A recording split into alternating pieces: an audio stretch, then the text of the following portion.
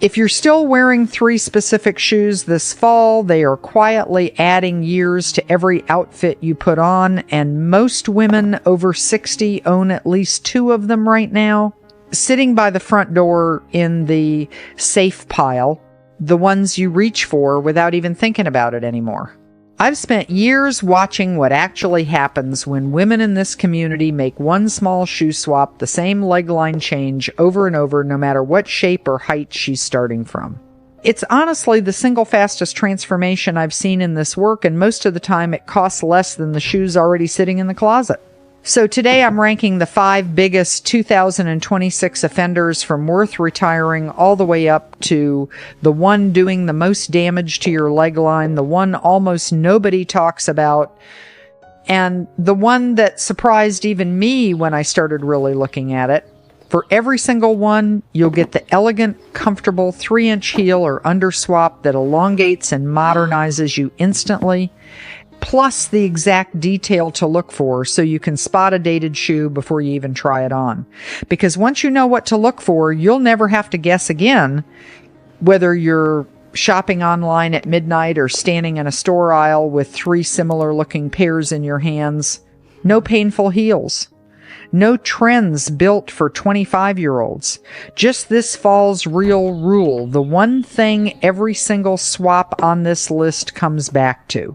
Hit subscribe now, because number 5 is where a lot of you are going to recognize your own closet. I know I did.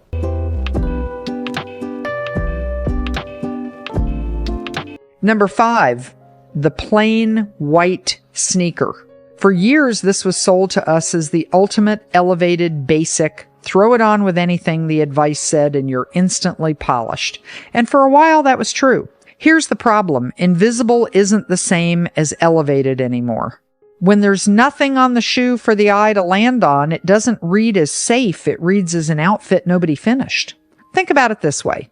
If someone described your outfit to a friend later, would they even mention the shoes? If the answer is no, that's actually the tell. That's the 2026 rule right there. If a shoe has 0 color and 0 texture, it stops adding anything to your outfit at all. It just sits there. The swap is a low-profile retro sneaker in a rich earth tone chocolate, suede, rust, that mauve pink everyone's wearing this season.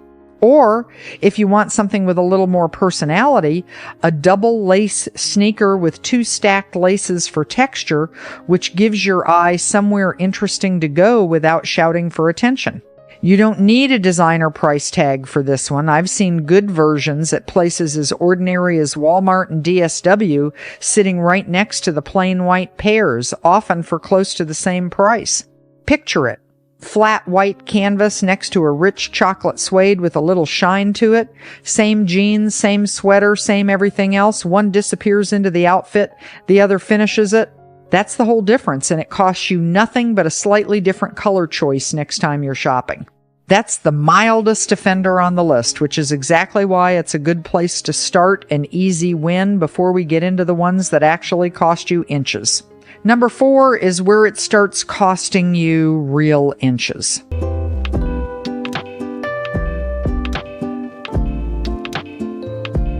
Number 4, the platform. Platform loafers, platform pumps, and that thick block heel with the braided strap across the top, the one that's been sitting in warm weather closets for years because it always felt like a safe, sturdy choice. Here's the detail to check, and it takes about 2 seconds. Press your thumb against the sole under the toe. If it's thicker than a pencil, it's fighting the one thing every current silhouette is built around: a clean, unbroken line from ankle to floor. That thick base doesn't just add height, it adds visual weight exactly where your foot meets the ground, and that weight travels upward through the whole leg. It's a strange thing to explain, but you'll see it the moment you compare the two side by side. The swap is a pointed toe kitten heel or a woven slingback, under 3 inches, completely stable, the kind of heel you could wear for a full day of errands and dinner afterward without a second thought.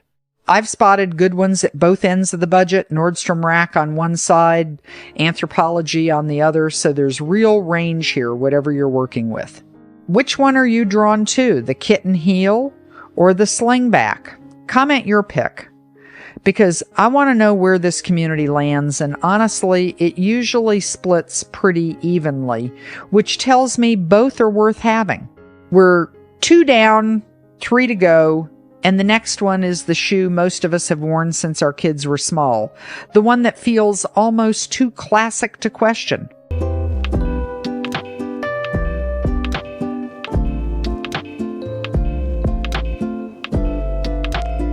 Number 3, the classic round toe ballet flat with the little bow. This one stings because I love this shoe too.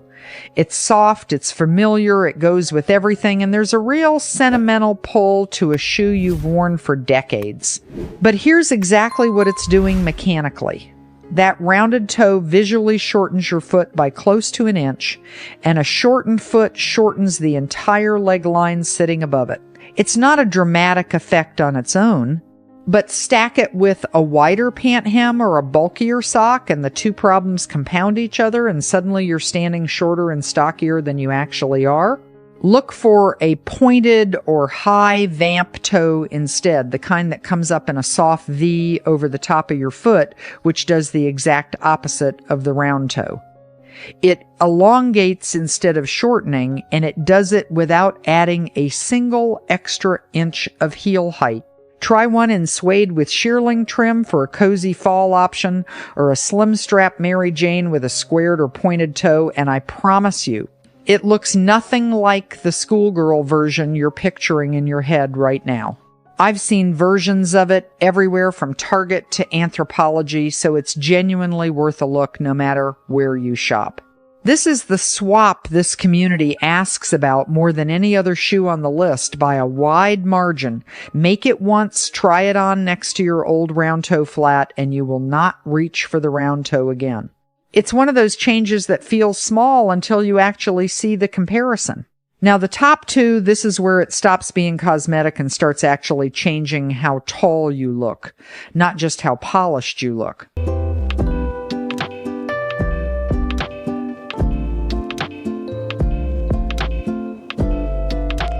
Number 2, the Chunky Dad sneaker, the Chunky Dad sandal, and the lug-sole loafer, 3 different shoe categories, but really the same offender wearing 3 different disguises. A chunky sole can add up to 2 visible inches of bulk directly under your ankle, exactly where you least want extra volume. And here's the part that surprises people most. This was never actually about comfort. A sleek, low shoe can be every bit as easy to walk in, sometimes easier, because there's less shoe to manage with every step. What's really happening is about where a stranger's eye lands first when they look at you. Right now, with a chunky sole, it's landing on your shoe instead of your face, and that's the opposite of what you want from an outfit you've put real thought into.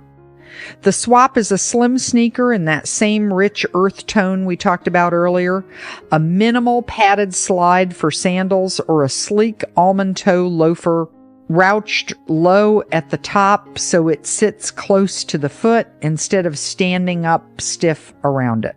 Look for a sole no thicker than your finger. That's this fall's dividing line between current and dated, and it's an easy rule to keep in your head the next time you're shopping. And here's the timing piece, because this matters more than people realize.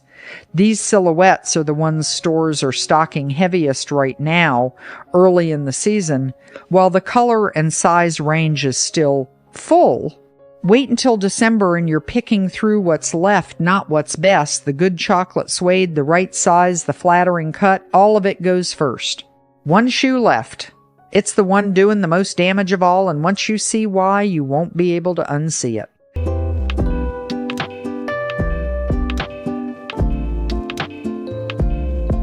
Number 1, the most aging shoe trend of fall 2026, the chunky lug-sole boot. That thick tractor tread sole sits directly under your ankle, the narrowest, most visually important point on your entire leg, and adds bulk exactly where your body needs the opposite.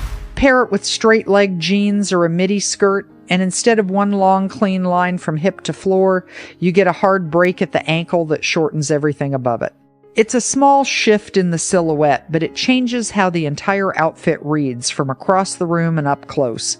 It's not the boot's fault, and it's not yours either. This trend was built around a boxier, younger silhouette to begin with, and it simply doesn't translate the same way onto the rest of us. That's not a criticism, it's just how proportion works, and it's exactly why this one swap makes such an outsized difference. The swap, and it's the best one on this entire list, is a slouch boot that gathers softly at the ankle instead of standing stiff, in a deep olive or chocolate suede with a low kitten heel. Or a riding boot with a slim shaft and a gentle curve at the calf, zero sole bulk, sliding cleanly under a straight leg jean with nothing interrupting the line from your knee to your foot. Picture the side-by-side one more time. Lug boot next to slouch boot. Same jeans, same top, same lighting, nothing else changed. One shortens you, one elongates you. That's the entire rule in a single image, and this is the one change on the list that changes how every other outfit in your closet actually reads, because your boots touch almost everything else you own.